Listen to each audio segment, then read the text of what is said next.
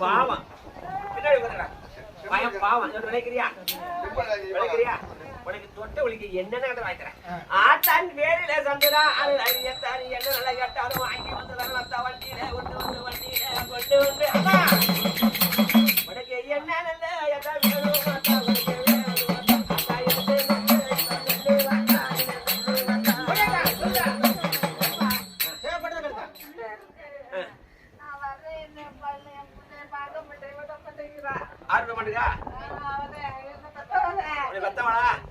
பிள்ளைய பாக்குறதுக்கு அவையா விட மாட்டேங்க